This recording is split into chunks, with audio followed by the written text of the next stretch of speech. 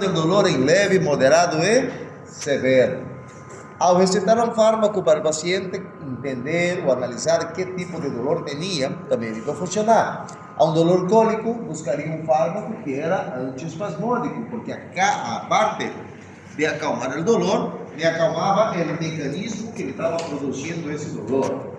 Si tenía, por ejemplo, un dolor musculoesquelético, debería buscar un aire que tenía con propiedades antiinflamatorias y también analgésicas. Tenía un paciente con fiebre, que mi aire debería tener propiedades antipiréticas.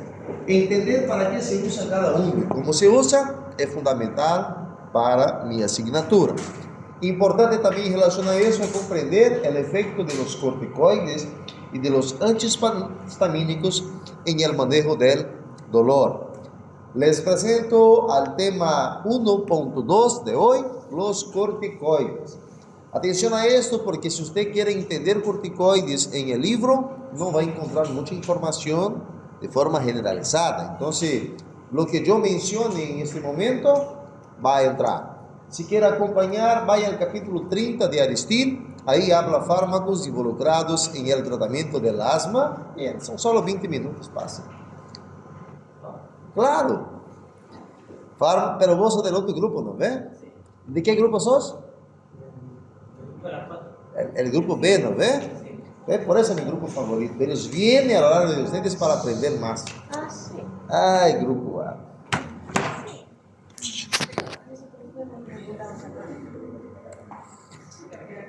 Entonces, capítulo 30 de Aristide habla fármacos involucrados en el asma. ¿Ya? Ahí un pedacito va a encontrar algo sobre corticoides. Acuérdese que su docente de fisiología le habló sobre el ciclo circadiano. Ciclo circadiano significa que empieza la producción de un fármaco durante el día o durante la noche, y en la noche se produce, llegando hasta un pico de 9 de la mañana aproximadamente, donde va a empezar a consumir lo que usted produció. Entonces, por ejemplo, el cortisol trabaja de esa forma. Sube, baja, sube, baja, sube, baja. Y esa es una hormona esteroidea, base de colesterol. Su docente de fisio también le habló un poco sobre estrógeno, progesterona, testosterona, todas las hormonas involucradas con el corticoide, con el cortisol, con la ACTH. Si ustedes no se acuerdan de eso, en fármaco 1, belleza, vamos pasar. Pero en fármaco 2 lo vamos a necesitar mucho, porque fármaco 2 es donde de verdad está el tema de corticoides para su apunte. Esto le estoy pasando tema extra, ¿está bien? Para que sepan usar de forma adecuada el tratamiento para dolor y no matar a un paciente por darle un fármaco en la hora inadecuada. Sepa que el cortisol es una hormona producida por tu cuerpo y ella tiene efecto en el sistema nervioso central, en el hueso, en el corazón, en el sistema inmunitario, riñón, tejidos celular subcutáneo, en la maduración pulmonar de los bebés y etc. También actúa en el músculo y el hígado, transformando el metabolismo de proteínas, carbohidratos y lípidos. Si usted utiliza un corticoide de forma inadecuada, un medicamento por mucho tiempo, va a afectar a la parte de tejido graso, de la destrucción de proteínas e incluso destruir el sistema inmunológico de un paciente. Cuidado con esto. Por fin, los corticoides son moléculas sintéticas o no, pero son derivadas del cortisol, una hormona producida por la glándula suprarrenal. Ahora, ¿mejor?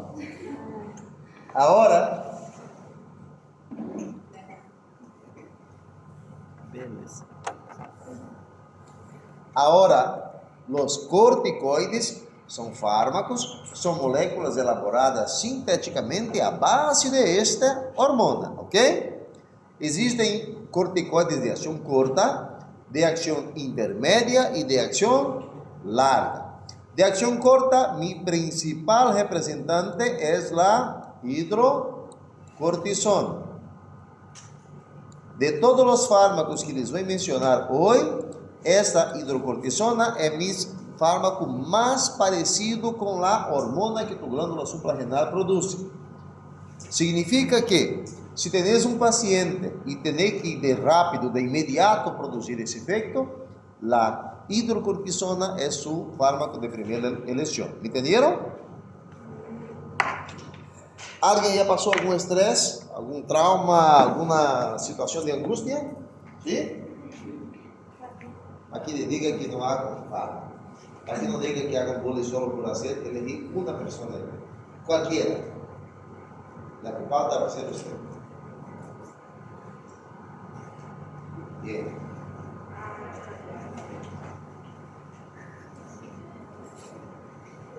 ¿Verdad?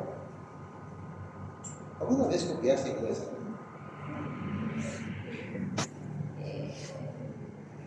Se habla la verdad. Biología y en biología, ¿está pensando en copiar? Doctora, fisiopato. ¿Copiaste? Doctora, ¿nunca copiaste un examen? ¿Y mi examen? ¿Está pensando en hacer copia para mi examen? Porque para usar una materia En una situación de estrés, tendré dos posibilidades: o peleas o escapas.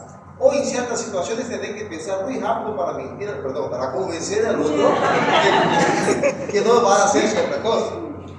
La primera cosa que juega el papel ahí es la adrenalina. La adrenalina es una hormona, también puede ser un fármaco o un neurotransmisor, pero vamos a estudiar eso en su tercero parcial. Entonces atención a eso. La doctora, en ese momento, ¿cómo estaba tu corazón? ¿Aceleró o no? Es que pasa que cualquier situación uno debe sacar para exponer, Pero te pones nerviosa. Ya. Y cuando te pones nerviosa, ¿cómo va el corazón? ¿Acelera o disminuye? acelera y ahora me pongo rojo. Bien. Se pone roja, el corazón se acelera. ¿Y por qué eso? Porque en ese momento o peleas, o escapas, o necesitas pensar rápido cómo actuar. En ese momento, por ejemplo, su corazón aceleró y todo lo que era sangre que estaba en la parte intestinal produjo una vasoconstricción y esa sangre fue para brazos, piernas y cerebro. ¿Para qué? Para que si tenés que correr de escaparte, las piernas funcionan. Si tenés que pelear, los brazos funcionan. Y si tenés que pensar en la mejor salida, tu sistema está extremadamente lleno de sangre para poder tomar la mejor decisión. ¿Entendieron eso? Solo que por otro lado, en una situación de estrés, tu cuerpo te prepara para que los pulmones no se cierren. Entonces los bronquios pulmonares tienen que broncodilatar. Y al broncodilatar, lo que va a pasar es que tu capacidad de respiración tiene que aumentar. Mayor cantidad de oxígeno tiene que ingresar y mayor CO2 tiene que salir. Ese sistema es el sistema de lucha o huida, o escapar o pelear. Y para esto necesitas azúcar, necesitas energía, porque tus músculos no van a funcionar, tu cerebro no va a funcionar si no tenés glucosa. En un momento de estrés, ¿tenías como comer algo? Aquí, ahorita no, ¿ve? Entonces, de forma inmediata, para recibir el azúcar que necesitaba, ahí viene la liberación del cortisol, porque ya tenías hecho. Y ese cortisol lo que va a hacer es servir como fuente para romper enlaces de lípidos, glucógeno que tienes ahí, y transformarlo en energía de forma inmediata. ¿Me entendieron? ¿O no? La adrenalina se encarga de hacer todo funcionar y necesita energía para que eso funcione adecuadamente. Y como no tenés como comer en ese momento, el cortisol va hasta el glucógeno que estaba en músculo y proteínas, ya, en hígado y músculos, y ahí empieza a destruir ese glucógeno para transformarlo en azúcar. ¿Me entendieron? ¿O no? Entonces la acción del cortisol sería enzimática, nada más. Exactamente. En ese caso es enzimática, hace catabolismo de proteínas y de glucógeno para transformarlo en energía. Si ella transforma esa energía y no la utiliza por completo, se guarda, se vuelve a converter. Y eso debe que personas que están en constante estrés, sube, baja, acaba afectando porque sube siempre el cortisol para hacer ese mecanismo. Algunas veces escucharon hablar que, pucha, mi sistema inmunológico está muy bajo porque ando mucho estresado últimamente, ¿o no?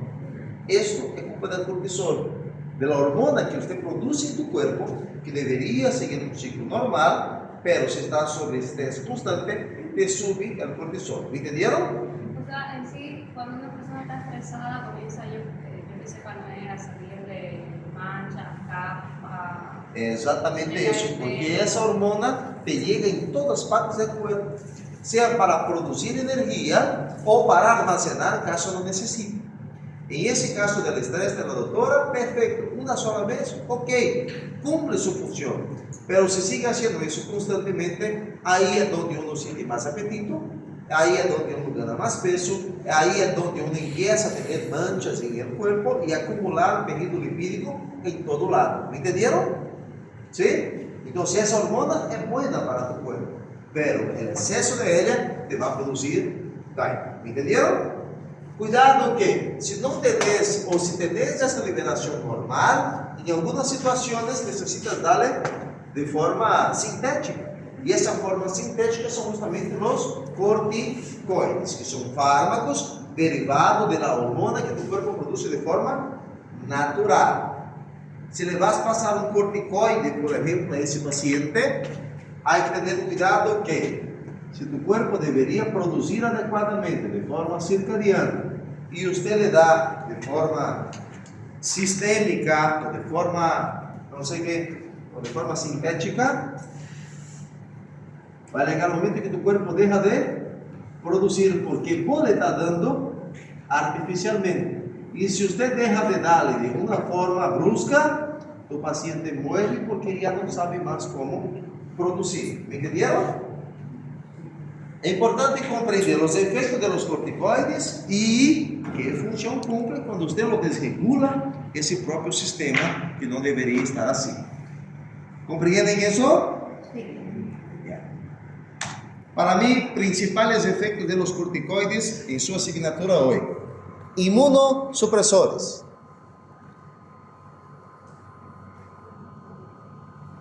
Inmunosupresores. Segundo efecto, antiinflamatorio potente. Y tercer efecto que cumple es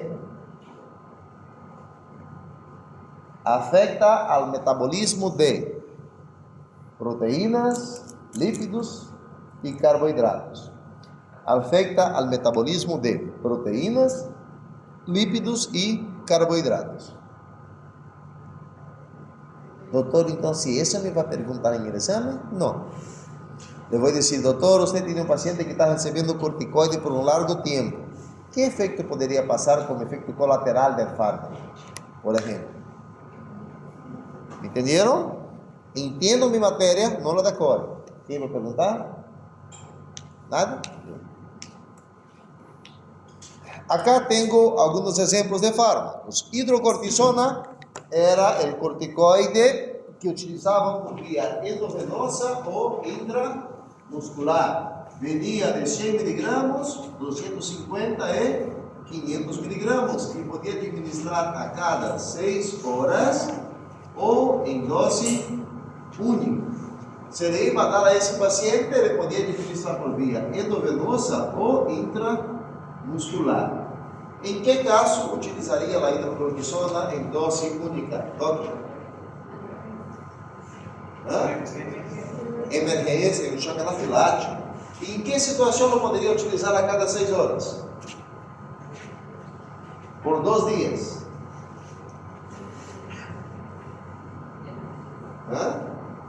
Fíjense si tienen su apuro. ¿Cómo? ¿Le hablaba sobre maduración pulmonar? ¿Sí? Le hablaba los 3 fármacos que usábamos, que era betamectasona, dexametasona y hidrocortisona, ¿se acuerdan? ¿Sí? Para los bebés. Entonces le pinchaba a la mamá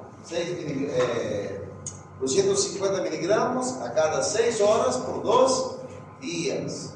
Maduración pulmonar. Mayormente yo lo utilizo en emergência, dose única, em caso de anafilaxia grave ou choque anafilático.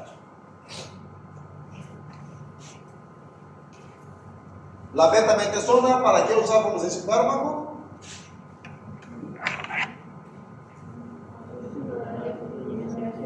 Ok, ya saben entonces. Betametasona. Maduración. ¿Cómo? No, la beclometasona es para maduración pulmonar. ¿Y la beta? La beclometasona es para asma. Betametasona, maduración pulmonar. Y esta otra, mi tópico. Hay beta y hay beclometasona en tópico. ¿Ya? ¿Para qué utilizarían esto?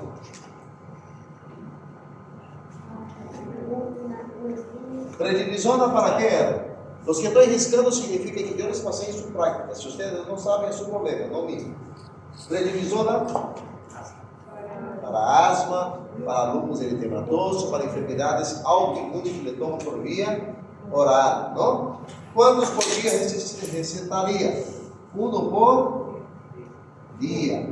¿Por cuánto tiempo? De por vida, porque son enfermedades inflamatorias fuertes y es una hiperactividad de tu sistema inmunológico. Entonces, tu sistema inmunológico está actuando de forma loca. Lo que tienes que hacer es dar un fármaco, como un corticoide, de acción intermedia, una vez por día, a dosis bajas, por ejemplo, 20 miligramos de prednisona. La dexametasona, ¿a qué tipo de corticoide era? De acción lenta, rápida o intermedia. ¿Okay? Beclometasona le usábamos en caso de asma, y hacía de forma inhalatoria, un PAF, ¿ya? Cuando vas a usar ese tipo de fármaco, llamamos de PAF, se escribe PUF. De los fármacos que tiene ahí, obligatorio manejar esto y esto. Son los que sí o sí les voy a preguntar. Si usted no sepa para qué utilizar una dexametasona, revisar la clase práctica de la semana. Si no sepa para qué una beclometasona, revisar la clase práctica. Conmigo va a ser así. Ustedes estudian, llega y le paso caso. No estudian, se quedan ahí esperando que caiga del cielo la información. O viene la clase del grupo B.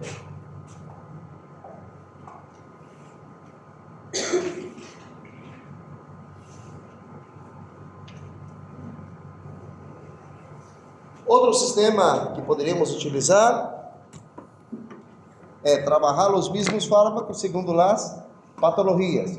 ¿Cómo se llamaba esa enfermedad acá, esa situación clínica? Neuritis intercostal.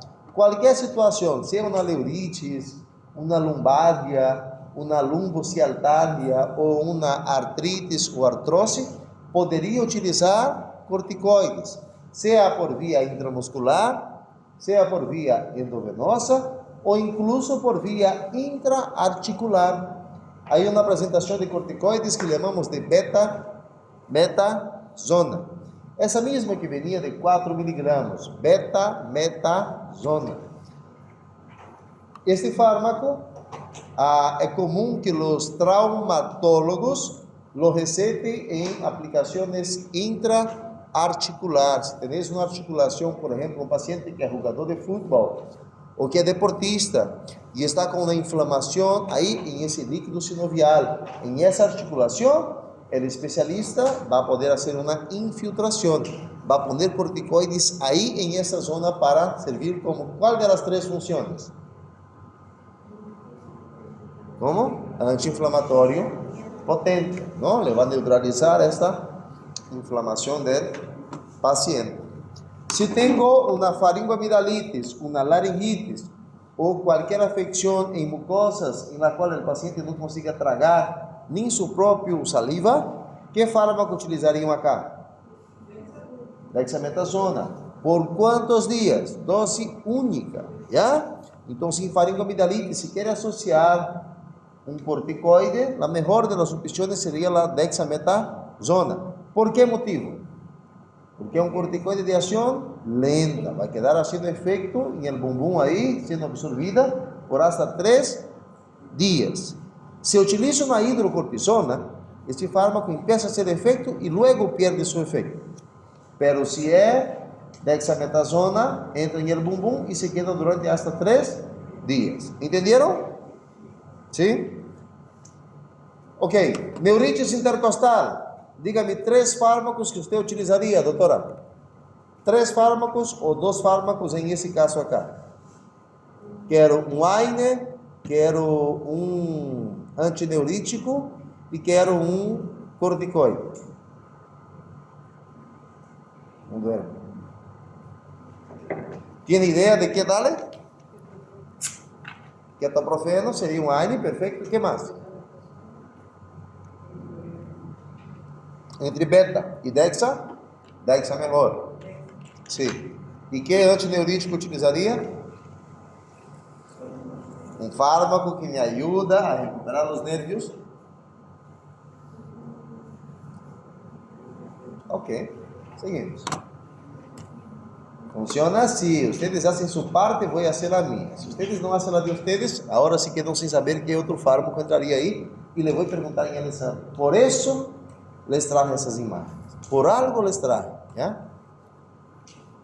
En la época del COVID-19 hemos utilizado mucho el uso de los corticoides y de forma errónea empezaban a utilizar corticoides en esa fase inicial. Lo que pasa si usted le da corticoide en esa fase aquí, la fase temprana del COVID, es que le va a bajar ¿qué? La inmunidad. Entonces jamás deberían entrar con eso, porque aquí tu sistema, tu cuerpo está empezando a producir anticuerpos, necesita que la inmunidad esté funcionando adecuadamente. En una fase intermedia, cuando ese virus llegaba a los pulmones, ahí entraba a una parte donde nosotros decíamos que podría haber la tormenta de citoquinas. En otras palabras, te subía tanto las interleucinas para llamar tantos leucocitos que eles acabavam destruindo o parênquima pulmonar e tu paciente era intubado porque não conseguia respirar adequadamente porque havia uma full inflamação em esses pulmões. Quando tenés tu cuerpo destruindo a usted mismo, que fármaco debes usar? Quando tu próprio sistema imunológico destrui a usted mismo, um fármaco que vai ser qual? ¿Cuál corticoide?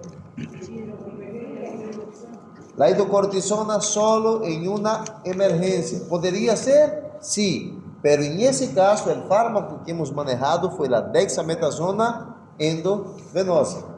¿Ya? La dexa lo podés usar a dosis bajas, 4 o 6 miligramos, le utilizarla endovenosa una vez por día, ¿ya? O máximo 2 veces por día. El ideal es solamente una vez al día en esos casos graves. ¿Está bien? Vão tener cuidado porque si yo le paso a un paciente con COVID-19 en su examen, yo le voy a decir fases iniciales, fases intermedias o fase de gravidad. En esa fase de gravidad, ok. En fase inicial, nunca le dé un corticoide. Lo que va a hacer es bajar su sistema antes que el cuerpo consiga defenderse. ¿Me entendieron? Solo ibuprofeno o paracetamol, nada más. ¿Ya? ¿Entendieron eso? En el capítulo 30, directamente habla sobre asma, sobre crisis asmáticas y esa broncoconstricción. En una asma, me llega cualquier polvo, cualquier agente externo a tus bronquios y eso causa una inflamación de los bronquios del paciente. En esa inflamación, primero mecanismo es una broncoconstricción, te cierra los bronquios. Eso te va a costar respirar. Y como hay algo ahí que es ajeno, que no debería estar ahí, los leucocitos empiezan a querer defenderse para expulsar esa partícula externa. Y al hacer eso se produce moco. Entonces, ¿qué fármaco le daría en una crisis asmática en emergencia? Podría ser la beclomectasona, ¿por qué vía? inhalatoria, ¿ya? Beclomethasona inhalatoria, 1 a 2 PAF. Solo que outro fármaco que te ajudaria mais todavia do que esse, sendo um fármaco de ação sistêmica, seria a hidrocortisona. Então você vai estar atento, porque ele pode dizer que em um asma, em emergência, tem duas opções: beclomethasona ou hidrocortisona. E eu les vou pedir qual de los dos utilizar. Qual de esses le dije que era mais importante para mim? ¿Este o este? Eso. Entonces, por ahí, si le das a un paciente adulto, ¿cuánto le daría? ¿De cuánto viene la hidrocortisona?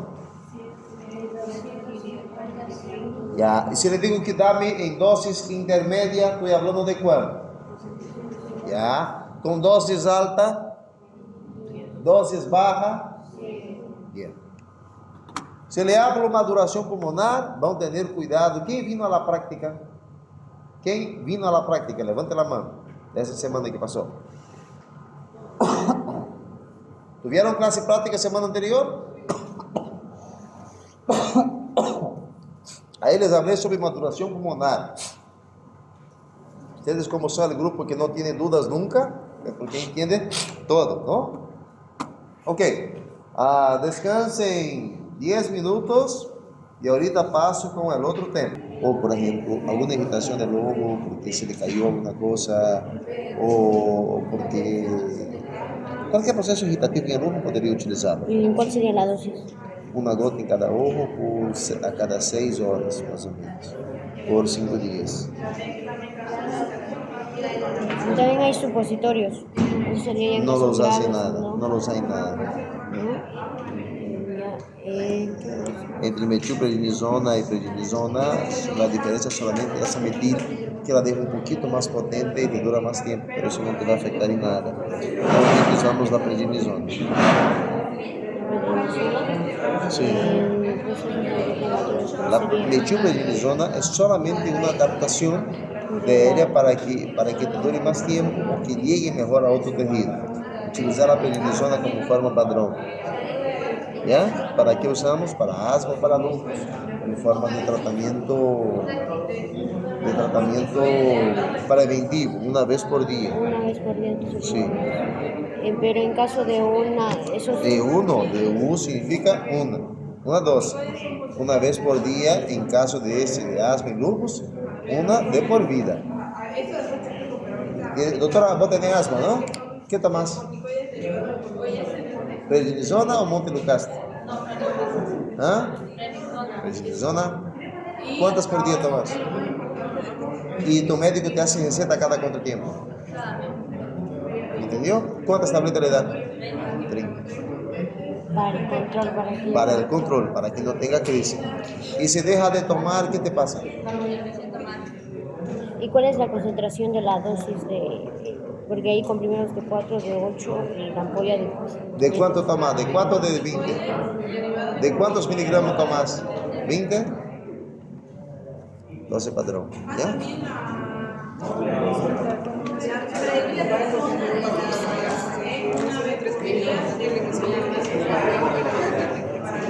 Sí, daría. Exactamente. Sí, podría ser tablets.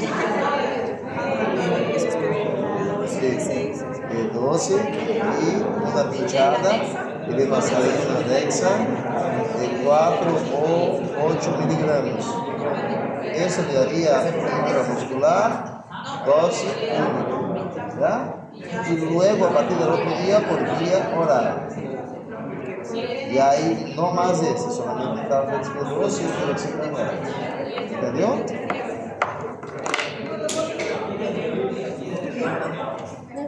Y en el caso de niños, ¿se utilizan lo que son corticoides? ¿En qué casos y cómo y para qué? Niños todavía, no te metes a niño, ¿ya?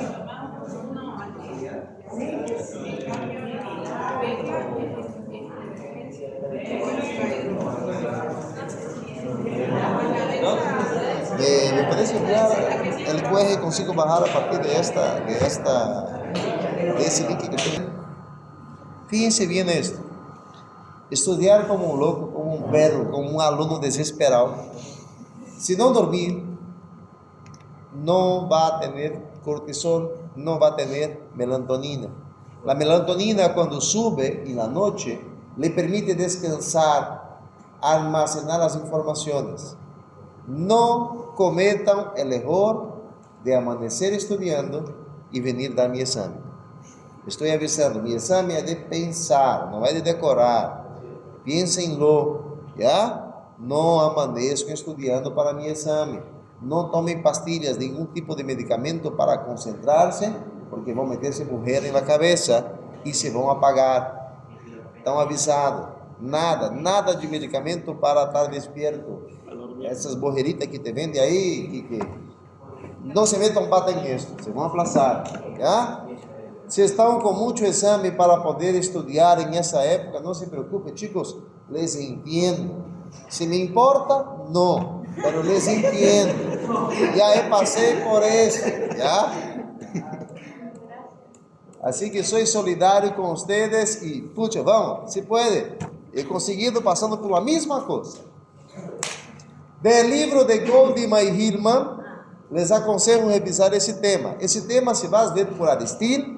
Está en el capítulo 24. Por Aristide es el capítulo 24.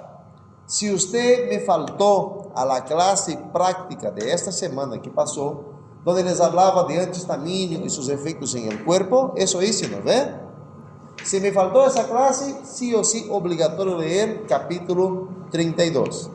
Si usted estuvo en la clase y le pasé la clase completa, ok, solo con el 24 va a conseguir entender. ¿Y qué hay que entender de forma máster en ese tema? Que yo tengo receptores H1, H2, H3, y ustedes van a encontrar en literaturas más actualizadas sobre el H4. En mi materia, en farmacología 1, me interesa que ustedes sepan los receptores H1. Y esos receptores H1 están involucrados directa e indirectamente con la reacción alérgica. Ele actúa en el sistema nervioso central, en los alvéolos, en los bronquios, en los vasos sanguíneos, en el corazón. Principalmente en ese grupo actúa. Pero cuidado que cuando hablo vasos sanguíneos, hay vasos sanguíneos por todo el cuerpo. ¿Cómo funciona ese proceso? Llegaba una cosa ajena, externa, que no era de tu cuerpo, se conectaba en tu piel, por ejemplo, o entraba por tus bronquios, o en la mucosa nasal, y lo que hacía ahí es que al liberarse, al conectarse, un grupo de células llamado mastocitos, o macrófagos, cuando ya está más fuera del vaso sanguíneo, ellos iban y buscaban para saber si era amigo o inimigo. Si era inimigo, agarraba esa información y lo trazía hasta tu sistema de defensa para que pueda ir otras células a matar el ajeno, el inimigo. Para que pueda hacer esto, necesitaba que el vaso sanguíneo produjese una vasodilatación. Haciendo eso, aumentaba el espacio entre una célula y otra del endotelio. Aumentaba las fenestras. Y mediante eso, otras células, otros glóbulos blancos, podrían ir y destruir ese inimigo. La función de la histamina es producir, al conectarse con los H1 del vaso sanguíneo, vasodilatación. Quien mantenga la histamina, quien libera la histamina son eosinófilos y basófilos. Eso aprendieron en histología, en fisiología, en fisiopatología. Debe estar viendo algo parecido. Y conmigo me compete enseñarles solamente la parte de función y fármaco que la bloquea. Ni la patología me compete enseñar.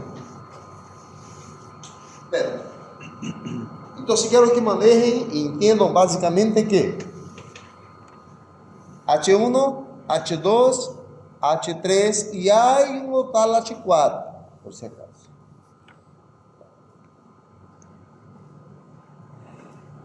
No se contenten con las fotos de ahí, solito no pasa para su cuaderno.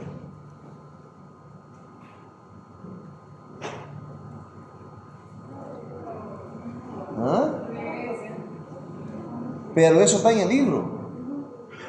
Tienen que leer el libro. Mira, si ustedes van a leer mis diapositivas, van a aplazarse. Si se dan cuenta, por ejemplo, en esa fotita acá, he hablado unos 3 minutos. Y no hay nada de lo que yo hablé en esa diapositiva. Copia ahí si quieren, no hay problema, pero no confíen, ¿ya? Lean un libro, lean un libro, lean un libro. ¿Está ahí en el libro, viejito? ¿Está ahí? H1, H2, H3, H4. H4. Hasta el 4 está ahí. H3 también. Eso, ¿no?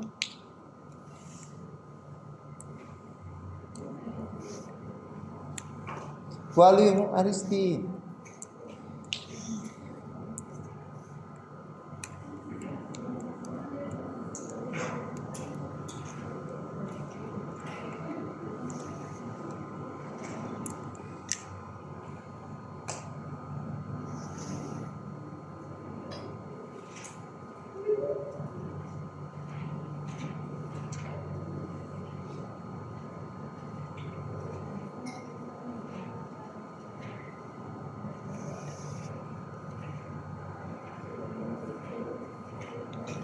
Teria que ser um ou outro, que é o que me passa, qual que vai usar, e aí eu libero um e bloqueio o outro. Essa serviço está apagada.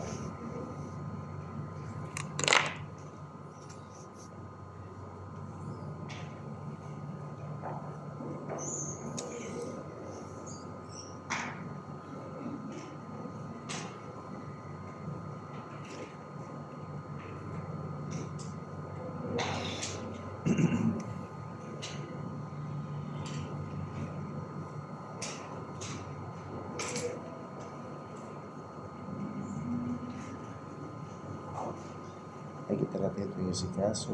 A veces lo que quieren, por ejemplo, es pasarle para que uno pueda accesar y los dos estudiantes pasen simultáneamente. Entonces, de o uno o otro caso me pregunten, ¿ya?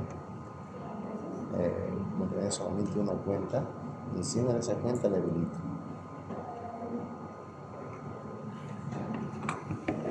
¿Ya, doctora? ¿Copiaste? ¿Alguien más falta copiar esto? Porque no le voy a preguntar esto, por si acaso. Acá, cómo funciona la histamina y cómo funcionan los antihistamínicos. Viene una célula, un objeto ajeno, se conecta y hace con que se libere gránulos de histamina. La histamina se conecta con sus receptores y produce los efectos. Esses efeitos vão depender de onde esteja, em que lugar esteja haciendo essa liberação e a quantidade que foi liberada. Ao darle um antihistamínico, esses fármacos fazem um antagonismo. Em outras palavras, viene, ocupa os receptores de histamina para que a histamina não pueda fazer seu efeito.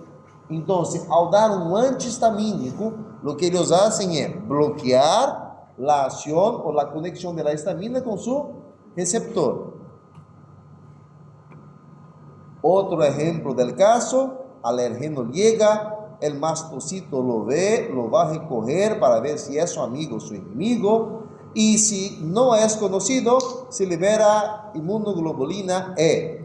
Esa inmunoglobulina E se adhiere a los mastocitos, favoreciendo la liberación de histamina. La histamina é liberada e vai produzir seus efeitos em el H1, H2, H3 ou H4, de acordo a que lhe corresponde. Ejemplos.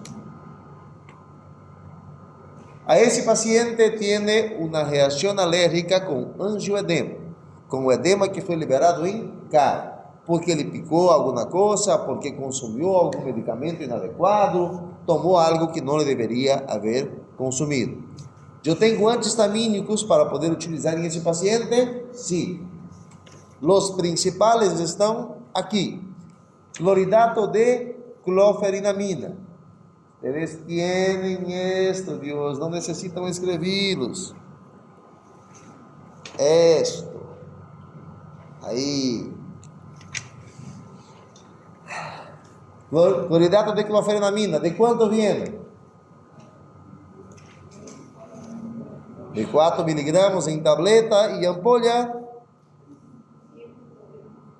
10 miligramos. ¿Están haciendo su tabla?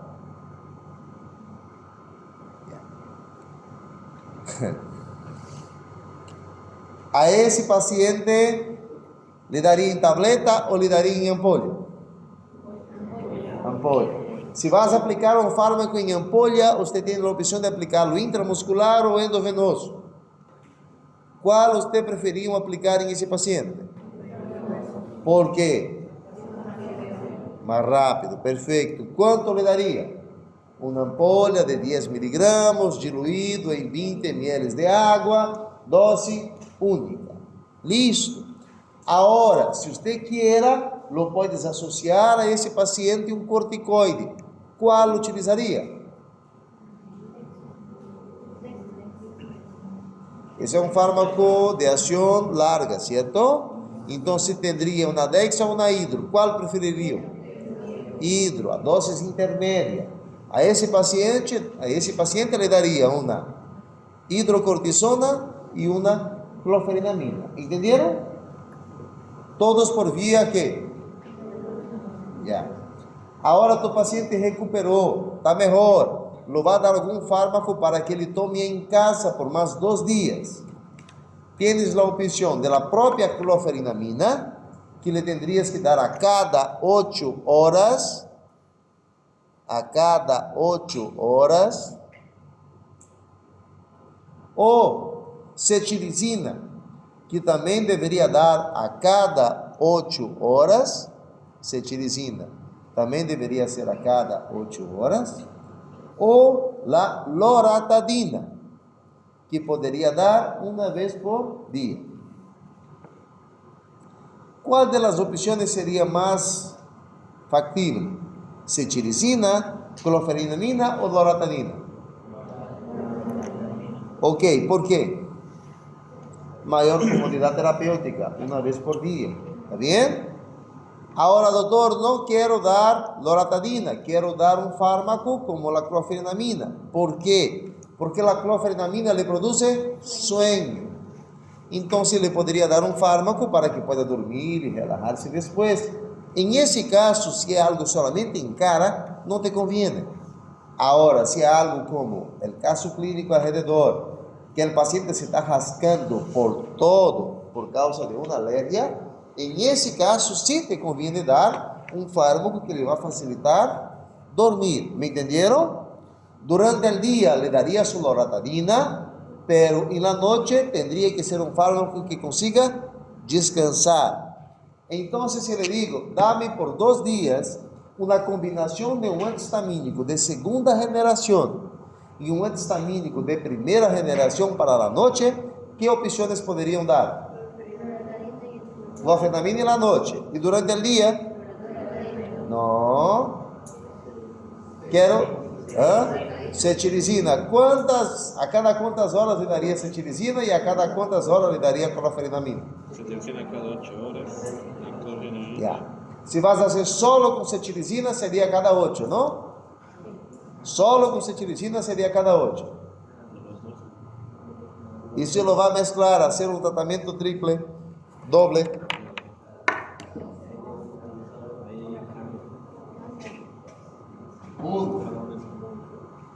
Cetirizina, cloferinamina. Si era a cada 8, por ejemplo, 7, 8, 9, 10, 11, 12, 1, 2, 3, 4, no. Ay. 7, 15, 8, 9, 10, 11, 12, 13, 14, 15, 16, 17, 18, 21, no, 23. Voy a hacer mejor, voy a hacer 6, voy a hacer 14 y voy a hacer 22. ¿Entendieron?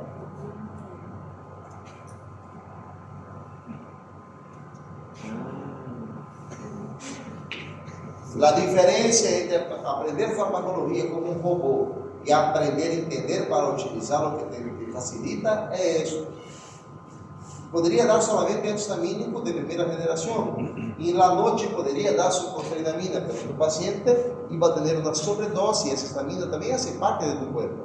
Tiene funciones benéficas. Si ustedes asistieron al video que yo les mandé en la plataforma, vieron que la histamina tiene efectos benéficos. Si ustedes no asistieron, no pueden ser milagros. Bien. Lo que quiero, por ejemplo, en ese paciente es dar una combinación con un antihistamínico que lo puedo dar durante el día y uno que le pueda dar en la noche. Si le digo, quiero que me dé cetirizina y cloferinamina combinada, la cetirizina puede utilizar incluso hasta 8 horas, ¿cierto? Entonces, por ejemplo, daría la primera dosis de cetirizina, la segunda de cetirizina, y cuando sea en la noche, para que tu paciente duerma tranquilo, cloferinamina. ¿Entendió? Va a facilitar a dormir. ¿Por qué? Porque aparte de cortar la alergia, también le corta lo que da luz y sueño. Otra cosa que podría hacer sería loratadina, una dosis al día, y en la noche cloferinamina 1. Pero esto le estaría dando un poquito por demás al paciente, no lo puede hacer por muchos días. ¿Entendieron? ¿Entendieron eso? Si tu paciente tiene un edema de glotis, ¿qué utilizaría? Edema de glotis.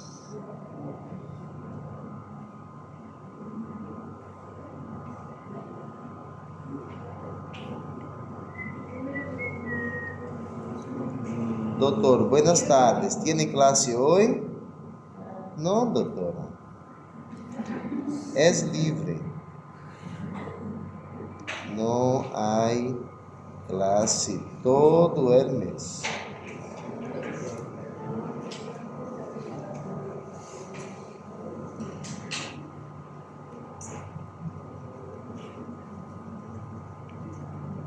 ¿Entendieron?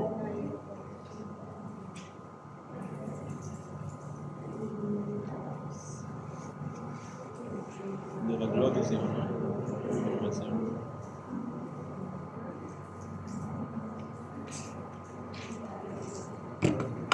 ¿Entendieron?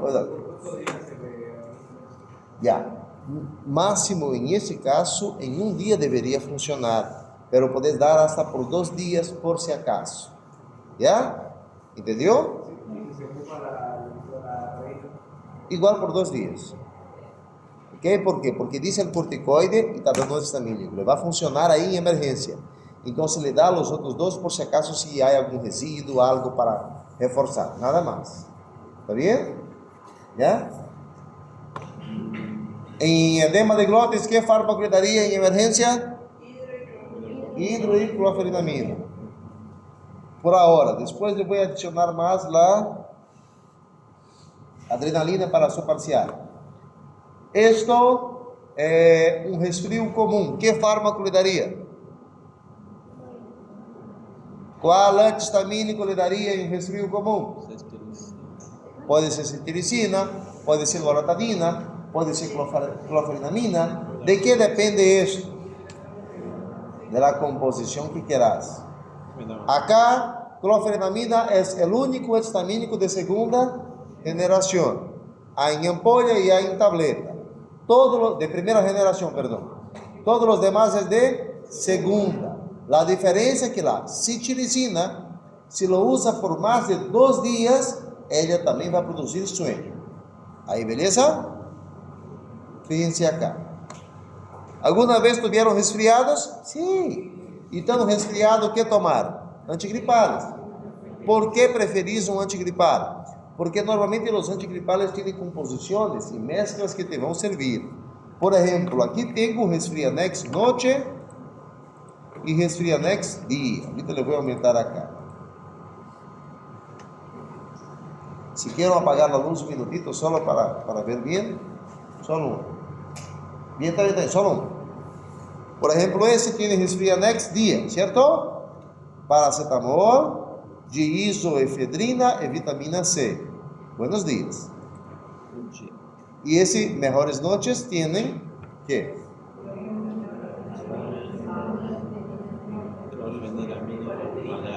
Así que andan se drogando sin saber qué droga se utiliza, ¿no?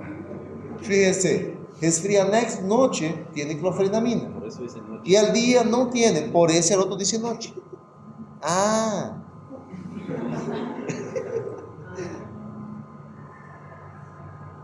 Lo mismo. ¿Por qué están los dos juntos? Ah, porque uno es sabor, Sin sabor y el otro es con sabor. otro es sabor de miel. Tapsin noche. Paracetamol 650 miligramos para fiebre y dolor. Cloferinamina 4 miligramos y dextromethorfano. Su docente de fármaco 2, si es que sobrevivan para llegar allá, le va a enseñar que eso es para tos seca. ¿Ya? Entonces, si tu paciente está con tos seca, le pasa paracetamol, cloferinamina y dextromethorfano. O por último, pastelita para chupar. Fíjense acá la diferencia y por qué le estoy mandando a hacer su tabla. Y si usted no me entiende mi docencia, quizás sea por algún motivo simples. Remitex D. É porque ustedes vão ver essas mujeres assim, e aí por curiosidade, caso tenham curiosidade, vão ligar. Doutor, que diferença há entre o Remitex D e o Remitex? Cetilizina, 5 miligramos barra 5 ml. Tiene pseudoefedrina. ¿Y qué es la pseudoefedrina? Es un descongestionante nasal. Si tú tenés, por ejemplo, fiebre, solo fiebre y congestión nasal, ¿cuál utilizaría? ¿Este o este? ¿Este? ¿Sí? ¿Y la fiebre? ¿Quién cuidaría? Porque ese no sirve para fiebre. Aí usted me buscaría el antigripal Elite, que tiene día y noche. Ese día, por ejemplo, tiene paracetamol, pseudoefedrina y cualquier otra bujera. Y en noche tiene paracetamol, pseudoefedrina y cloferinamina. ¿Me entendieron? La diferencia entre ser médico y ser un buen médico significa conocer los fármacos y conocer las combinaciones. Y saber cómo utilizar, de qué forma utilizar. Y la única forma que ustedes van a tener la curiosidad de descubrir eso es preguntándome caso ustedes estén haciendo su tabla. Caso estén haciendo. Si pagaron para hacer, a la persona que está haciendo, dale mi número para que me escriba. ¿Entendieron? Sí. Ya. Desaparezcan por 10 minutos. Y ahí último tema de hoy. De verdad, movimentense. Ay, doutor, estamos com muita coisa na cabeça. Não é meu problema.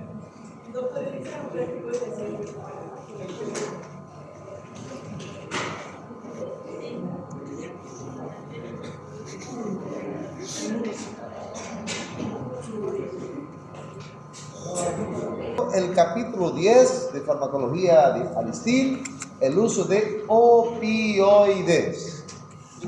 Esos medicamentos son presentes 24 horas en el día a día de nosotros y les presento ese video. Hola, soy Andrés. ¿Sabías que en 1890 la heroína se vendía libremente como un jarabe para la tos? Y aún cuando se les quitara la tos, la gente la seguía consumiendo. Aquí se descubre su efecto adictivo y se retira. Esto y mucho más sobre fármacos opioides aquí en elprofiandres.com.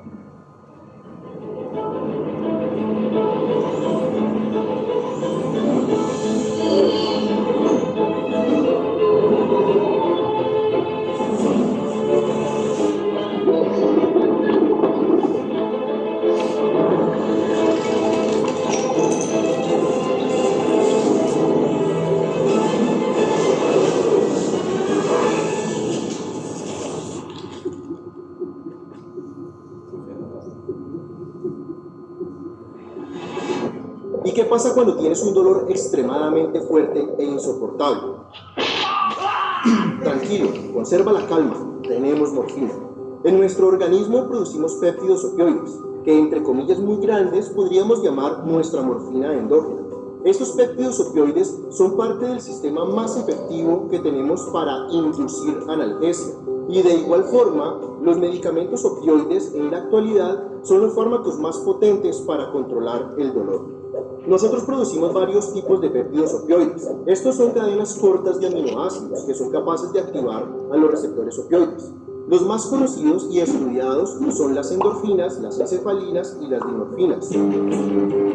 Profe Andrés, ¿dónde actúan estos péptidos opioides? A nivel de la sinapsis, cada péptido opioide va a activar un receptor específico. Las endorfinas van a activar al receptor mu, las encefalinas van a activar al receptor delta y los receptores kappa son activados por las dinorfinas. Los receptores opioides son proteínas de 7 segmentos transmembranales acoplados a una proteína GI. Cuando el receptor es activado por un péptido opioide, la proteína GI se disocia y va a producir una disminución en los niveles de AMP cíclico y un incremento en los niveles de GMP cíclico. A su vez, va a inducir la salida de potasio a través de canales de potasio, lo que hace que la célula pierda cargas positivas, dejando el potencial de membrana más negativo. Además de esto, va a impedir el ingreso de cargas positivas a la célula, inactivando los canales de calcio, impidiendo el flujo de calcio hacia el espacio intracelular. Eso suena muy claro, pero ¿cómo los opioides producen analgesia? Cuando recibes un estímulo doloroso, ese impulso nervioso es transportado por una neurona nociceptiva, es decir, de dolor, que va desde la periferia hasta la médula espinal. Ya en la médula espinal se realiza una sinapsis con una segunda neurona nociceptiva, que lleva el impulso nervioso desde la médula espinal hasta el tálamo, en la mitad de tu cerebro. En el tálamo se hace una sinapsis con una tercera neurona nociceptiva, que lleva ese impulso de dolor a las diferentes partes del sistema nervioso central. Y es en tu cerebro donde eres consciente del dolor. Pero también en tu sistema nervioso central se activan las neuronas de los núcleos del Raphe, que descienden por la médula espinal y van a hacer sinapsis con la primera y la segunda neurona nociceptiva. Esas neuronas de los núcleos del Raphe van a liberar serotonina como neurotransmisor, pero también liberan péptidos opioides. Esos péptidos opioides van a controlar de forma negativa la transmisión del impulso nervioso a nivel de esa sinapsis entre la primera y la segunda neurona de dolor, disminuyendo la cantidad de impulsos nerviosos que pasan hacia el sistema nervioso central. Y si los impulsos no llegan al cerebro, entonces se disminuye la sensación de dolor y por ende se produce analgesia. Para entender bien la acción de los péptidos opioides y fármacos opioides, vamos a observar de cerca lo que pasa a nivel de esa sinapsis en la médula espinal. Cuando llega el impulso nervioso a través de la primera neurona de dolor, desde la periferia a la terminal sináptica, se genera una entrada de sodio a través de canales de sodio, lo que va a producir que se abran canales de calcio, permitiendo la entrada de calcio al citoplasma. Y este calcio va a ser esencial para la liberación de glutamato. Este neurotransmisor va a activar en la neurona postsináptica sus receptores específicos, AMPA y NMDA, que al estar activos van a permitir la entrada de iones de sodio y calcio a la segunda neurona de dolor. Como los iones de sodio y de calcio son positivos, van a inducir que el potencial de membrana se vuelva ligeramente menos negativo, llegando hasta el umbral de despolarización y produciendo un potencial de acción. Y así se continúa transmitiendo el impulso nervioso hasta el sistema nervioso central. Por otro lado, desde los núcleos del Raphe en el tallo cerebral salen unas fibras nerviosas que descienden a lo largo de la médula espinal para hacer sinapsis con la primera y segunda neurona de dolor. Estas neuronas provenientes de los núcleos del Raphe van a liberar endorfinas que van a activar a los receptores mu que están presentes en la primera neurona nociceptiva. Como describimos anteriormente, la acción del receptor mu va a hiperpolarizar la membrana neuronal, volviéndola más negativa, y va a impedir la entrada de iones de calcio a través de los canales. Y como no entra calcio, no se libera glutamato. Tenemos un gran número de fibras de dolor que vienen desde la periferia hasta la médula espinal, y cuando hay dolor se transmiten impulsos por todas esas fibras y excitan un gran número de neuronas que van hacia el sistema nervioso central y se genera un dolor de alta intensidad. Pero cuando los opioides actúan, como explicamos anteriormente, se disminuye el número de neuronas que liberan glutamato, disminuyendo el número de impulsos nerviosos que viajan hacia el sistema nervioso central. En conclusión, de todas esas señales de dolor que vienen de la periferia, los opioides interrumpen su transmisión y solo unas pocas de ellas continúan hacia tu cerebro, y así se produce el efecto de analgesia. Estos efectos hacen que el impulso nervioso que viene desde la periferia no se pueda seguir transmitiendo cuando éste llegue a la terminal sináptica. Además, se disminuye la entrada de calcio en la terminal sináptica y como consecuencia se disminuye la liberación de glutamato. Pero eso no es todo, también hay una acción de los opioides en la segunda neurona de dolor, y cuando se activa el receptor mu, se genera una salida de iones de potasio, lo que nos hiperpolariza la membrana, y como también se había disminuido la liberación de glutamato, hay menos activación de los receptores AMPA y NMDA. Sumado a esto, los canales de calcio están inhibidos por la acción del receptor mu. Todo esto disminuye el flujo de iones de sodio y calcio al interior de la neurona, y esta no puede llegar a su umbral de despolarización, y no se genera un potencial de acción. En resumen, los efectos principales de los opioides a nivel de médula espinal son disminuir la liberación de glutamato y dificultar la generación de impulsos nerviosos. Pero también existen efectos de los opioides en el sistema nervioso central. En general, los fármacos opioides van a funcionar como depresores del sistema nervioso central. En la década de 1970, se empezaron a investigar los efectos de los opioides en el núcleo accumbens. Se entrenó un grupo de ratas para presionar un botón y se les suministraba comida. Después, a los roedores se les daba la opción de presionar otro botón, con el cual recibían una microinyección de morfina en el núcleo accumbens. Como resultado, las ratas solo presionaban el botón que les hacía la microinyección de morfina y se olvidaban de la comida. El experimento se suspendió cuando las ratas empezaron a perder masivamente peso. Estos experimentos mostraron la presencia de opioides en el núcleo accumbens. Posteriormente, se hicieron otro tipo de experimentos. Se colocaban las ratas a caminar sobre una superficie caliente a 55 grados Celsius y se cronometraba el tiempo hasta que, debido al dolor, levantaran las patas.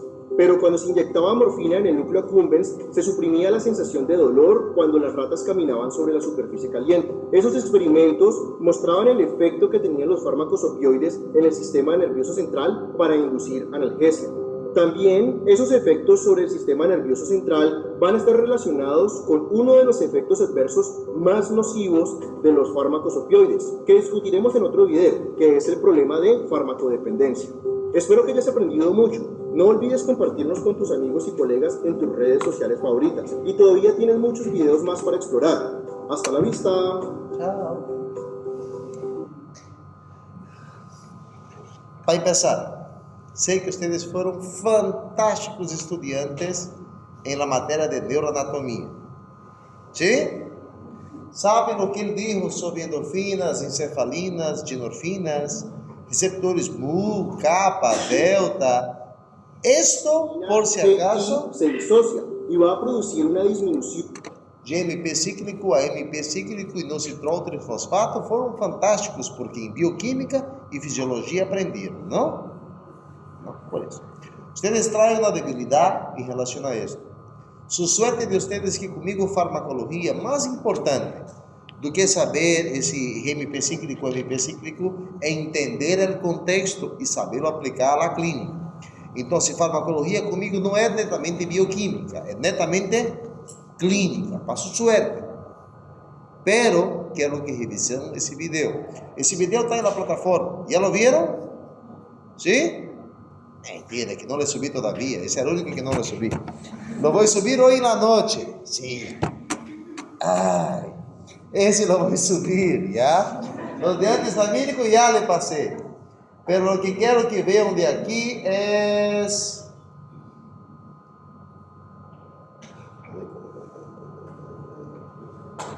Aquí. De forma simples y básica. Enciéndame las dos luces, por favor.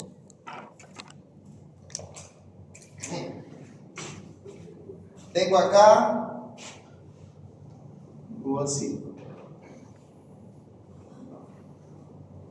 Juancito estaba tranquilo paseando por la calle, feliz porque iba a dar un examen de fármaco, y de la nada, pum, se chocó con una pared. Al golpearse acá el pie, acuérdense que yo tenía la destrucción celular, ¿cierto? destruía esas células que estaban acá, ¿qué se liberaba? Prostaglandinas. ¿Qué hacían esas prostaglandinas? Generaban dolor, calor, tumor y etc. ¿Cierto? Ahora lo voy a ampliar a un dibujo que les mostré semana anterior, no se duerman, de la prostaglandina. Aquí tengo una neurona y esa neurona tiene acá una parte de recepción. Entonces la prostaglandina venía y actuaba acá, los receptores de prostaglandina, ¿cierto? ¿Sí? ¿Qué hacía? ¿Era el único que estaba acá? No, tenía histamina, tenía serotonina, tenía varios elementos que eran capaces de activar esa neurona. ¿Está bien? ¿Cuál era la función de activar esa neurona? Que me mandase una información hasta el sistema nervioso central para que le devuelva la información diciendo que te está doliendo. Y otro diga, saque el pé de ahí, opa, entonces otro sacaba lo que le estaba haciendo daño. ¿Me entendieron? Al dar un paracetamol o un aire, yo liberaba solamente la prostaglandina, pero no liberaba los otros elementos que le iban a generar ese dolor. Entonces, al dar un fármaco de la familia de los opioides, literalmente ele atua en el sistema sináptico, en la comunicación entre una neurona y el otro. Entonces, los aires actúan en la síntesis de prostaglandina. Los opioides me actúan en el sistema nervioso, evitando que esa información que fue generada consiga llegar hasta el cerebro. ¿Entendieron? Entonces, yo tengo una neurona, que esa neurona tiene su núcleo y manda información para otra, que tiene la otra neurona, que tiene su núcleo y manda información para otra. Y así por delante, ¿ya? La comunicación entre una neurona y el otro se llama sinapsis. Entonces, acuérdense de fisiología 1 y 2, la sinapsis es el proceso de comunicación entre una y otra neurona. Tengo una neurona presináptica y una neurona postsináptica. ¿Entendieron? ¿Sí? Quiero que ustedes entiendan que lo que hacen los opioides no es en la primera neurona, es en esa comunicación. Aquí actúan los AINES, evitando la síntesis de las prostaglandinas para que no llegue a activar esta. Una vez que eso se activa, me va a un potencial de acción para que acá se abra los canales y se liberen neurotransmisores aquí para mandar información a la otra, para activar la otra y así por delante. ¿Qué hacen los opioides? Ellos me disminuyen el efecto acá y me disminuye el efecto aquí. Automáticamente me disminuye la activación de esas neuronas y el impulso del dolor no pasa. ¿Entendieron o no? Amén. Empezamos de ahí. ¿Ya vieron la ola? ¿Saben qué es eso? Que uno hace en el gimnasio. Ahora de ahí, vaya, siga. Ustedes están más fuertes que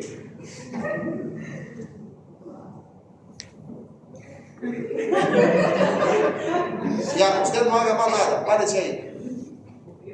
¿Qué pasó? No hay comunicación, no llegó acá la información. ¿Entendieron? Es el maldito opioide.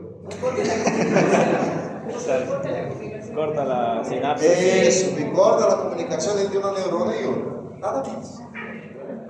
No corta directamente, disminuye la sensibilización. Doctor, entonces sí se produce la prostaglandina. Sí, se produce. La prostaglandina está hecha ahí, pero el opioide evita con que se siga la sensibilización. ¿Entendieron? Disminuye el impulso, el impulso nervioso.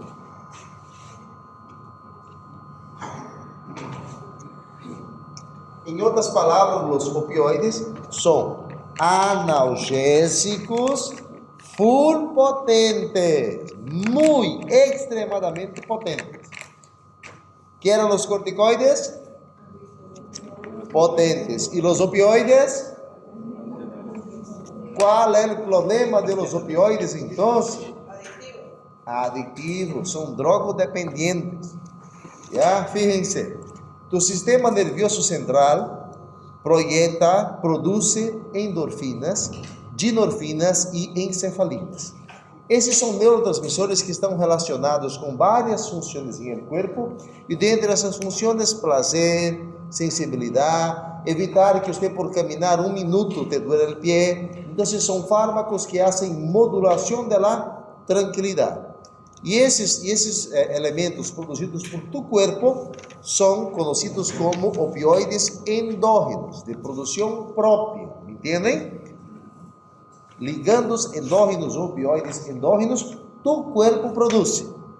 ¿Ya? Eles têm receptores mu, kappa e delta. Acuérdense de isso. Me encanta perguntar quais são os receptores de opioides. Mu, kappa e delta.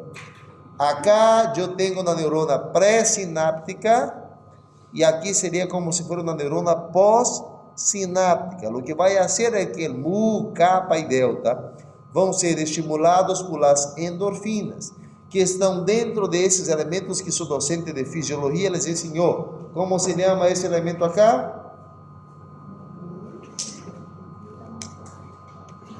Quem foi esse docente? Só por curiosidade.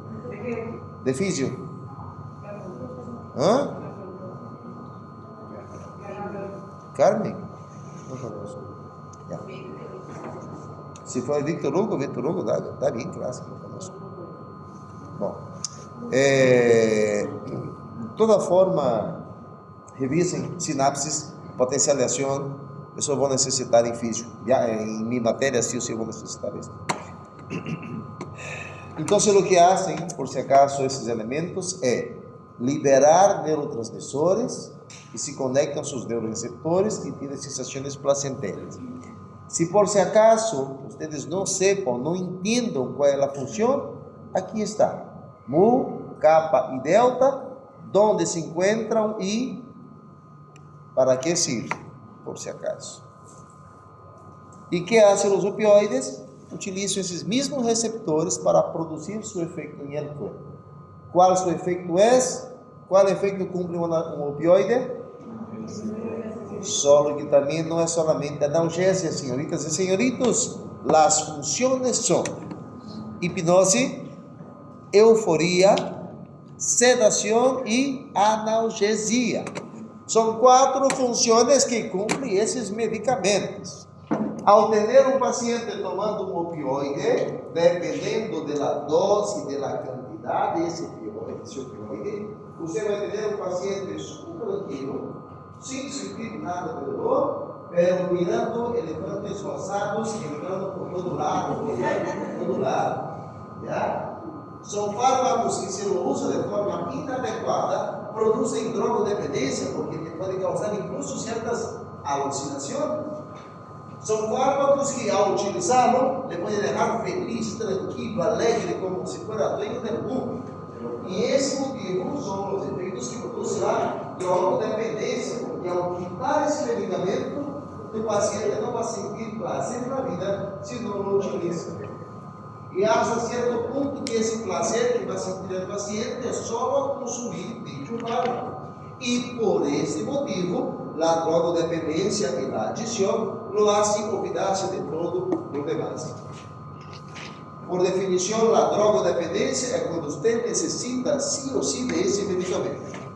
A adição é quando, ao não ter esse fármaco, empieza a ter efeitos colaterais de necessita. E o vício em si é quando você, de forma imperiosa, ou tienes ou não tienes que consumir, não há como escapar. E quando você quita de golpe esse medicamento, produz algo chamado abstinência. E o paciente vai ter um paro porque não está tendo a sensação placentera e euforia desse medicamento. Cuidado, porque existem fármacos que são ilegais e são opioides, e existem fármacos que são legais e são opioides, e você pode comprar e ele pode condenar o paciente à morte por drogodependência simplesmente porque ele queria acalmar o dolor. O uso de opioide desde 1970 estudiado y fue estudiado desde la Segunda Guerra Mundial, cuando los soldados americanos regresaron de la batalla y al regresar de la guerra empezaron a tener necesidades imperiosas de consumir un medicamento llamado heroína. ¿Conocen heroína? ¿Escucharon hablar? Hoy es una droga ilícita, pero en 1945, 1970 era o único medicamento utilizado en guerras para acalmar el dolor en caso de amputaciones y etc. Entonces el paciente estaba con depresión, estaba con dolor, estaba tal cosa, le utilizaban los opioides, como la heroína. ¿Escucharon hablar del opio, amapola? ¿Sí? Desde la época de las cruzadas, desde antes del Imperio Romano, hay la utilización de opio que proviene de una planta llamada amapola, y esa planta era utilizada en tés, en infusiones, para producir relajación, euforia e incluso en algunos ritos religiosos de la época. ¿Entendieron? Son fármacos con antecedentes antiguos que hoy en día no vas a poder comprar por cualquier lugar, y hay opioides naturales, sintéticos y semisintéticos. De forma lógica de tu cuerpo, yo tengo los endógenos, dinorfina, encefalinas y el otro, endorfina, encefalina y... ¿Cómo? Ahí. Endorfina, dinorfina y encefalinas. E de forma artificial, eu tenho fármacos que vamos utilizar. Fíjense um vídeo mais para que sua vida se quede mais tranquila. Entendiendo los opioides y cómo afecta el cerebro. Son medicamentos que se recetan para tratar el dolor moderado o intenso. Algunos ejemplos de estos medicamentos son hidrocodona, oxicodona, morfina, hidromorfona y metadona. La heroína, una droga ilegal, es también un opioide. Para entender cómo funcionan los opioides, es importante saber cómo siente el dolor el organismo. El proceso comienza cuando algo dañino ocurre en su organismo. La información sobre este daño se convierte en una señal nerviosa. La señal pasa por los nervios hasta la médula espinal y llega al cerebro. En su cerebro, la señal se percibe como dolor. Los fármacos opioides afectan la forma de sentir el dolor. Se adhieren a estructuras llamadas receptores opioides. Estos receptores se encuentran en las células del cerebro, en la médula espinal y en otras zonas del cuerpo. Los opioides actúan sobre estos receptores para que sienta menos el dolor. Estos medicamentos también tienen diferentes efectos en otras áreas. Por ejemplo, los opioides actúan sobre la vía de recompensa en el cerebro. Esto provoca la liberación de una sustancia química llamada dopamina, que produce una sensación de felicidad o subidón. Los opioides también pueden provocar una respiración más lenta. Además, pueden reducir el movimiento intestinal, lo que causa estreñimiento. Para la mayoría de las personas, cuando los opioides se toman según lo recetado durante un periodo de tiempo corto, son bastante seguros y eficaces. Sin embargo, estos fármacos se pueden tomar de maneras que no han sido recetadas, como tomar demasiados, tomarlos para drogarse o dárselos a otra persona. El uso indebido de estos fármacos puede aumentar el riesgo de desarrollar tolerancia, dependencia, adicción a las drogas y sobredosis. La tolerancia significa que el medicamento es menos eficaz con el tiempo. Esto puede ocurrir cuando los receptores opioides se vuelven menos sensibles a los efectos del medicamento. Como resultado, es necesario tomar más cantidad del fármaco para obtener un alivio del dolor. La dependencia se produce cuando una persona tiene síntomas al dejar de consumir el medicamento. Cuando este se retira o usted se abstiene de tomarlo, se siente mal. Esta enfermedad se llama abstinencia. El síndrome de abstinencia de los opioides presenta síntomas parecidos a los de la gripe, que incluyen inquietud y ansiedad, dolores musculares, incapacidad para dormir, ojos llorosos y secreción nasal, náuseas y vómitos, cólicos estomacales y diarrea, y las pupilas dilatadas o ensanchadas. La adicción a los opioides es una enfermedad del cerebro en la que se tiene un deseo abrumador de consumir el fármaco. Usted no puede dejar de tomar el medicamento a pesar del daño que pueda causarle. La adicción no es lo mismo que la dependencia. Se puede ser tolerante a un medicamento o dependiente de este sin ser adicto a él. Por último, la sobredosis de opioides es una afección en la que tomar una cantidad excesiva de los medicamentos puede provocar síntomas potencialmente mortales o incluso la muerte. Los síntomas de la sobredosis de opioides pueden incluir confusión, sentirse muy somnoliento o no estar alerta, náuseas y vómitos, pupilas contraídas o pequeñas, inconsciencia, respiración lenta o detenida y la muerte. Según los Centros de Control de Enfermedades, más de 100 estadounidenses mueren cada día por sobredosis de opioides. Si tiene preguntas sobre los opioides o si usted o alguien cercano a usted necesita ayuda para un trastorno por consumo de opioides, hable con su proveedor de atención médica. O lea Aristide capítulo 10. Entonces, para finalizar esa primera parte, quiero que entiendan que el opioide tiene funciones normales en el cuerpo y tiene funciones no tan buenas, ¿ya? De los opioides que tiene que hacer, codeína, lo van a buscar el fármaco llamado Pantusil o codeína como antitussígeno. La codeína la usas para tos seca. Morfina, dolor, muy dolor. Tramadol, full dolor. Fentanil, full dolor e en quirófano. Naxolona, en caso de una intoxicación por opioides, tu fármaco para salvar la vida del paciente es Naxolona. Me lo van a buscar bien esos fármacos, me van a tener concentración en esos que están marcaditos de negro, y la próxima vez que les vea, vamos a hacer prácticas con opioides y corticoides, ¿ya? Oiga, antídoto. Es porque yo no sé escribir, ese ahí está cierto. No, si ese ahí está cierto, Naxolona. No, el que está en la tabla aquí está cierto. ¿Ya? Ele é um antídoto para intoxicação por opioide. Por exemplo, ele dizia que os opioides causam drogodependência, certo? E vai chegar um momento que vai necessitar mais e mais e mais quantidade para ter o mesmo prazer.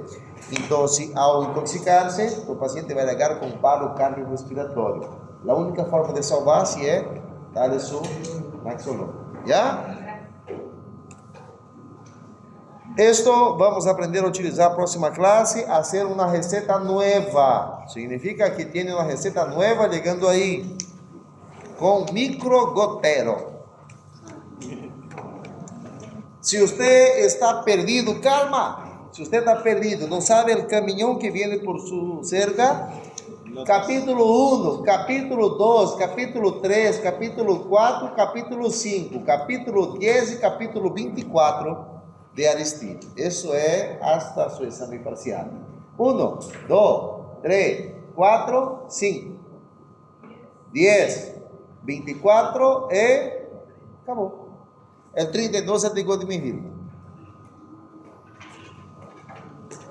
5, 10 y 24. Sí, de 1 a 5, 10 y 24. Ah, pues, 22, 23 los años. 22 y 23 años. Si no, 22 y 23, creo que 21 no. De toda forma, es años. Fiebre y dolor. Es con mucho cariño y placer que le digo, vaya chicos, descansen. Ahora sí pueden irse. Que disfruten su semana de parciales. Sigan faltando a sus clases.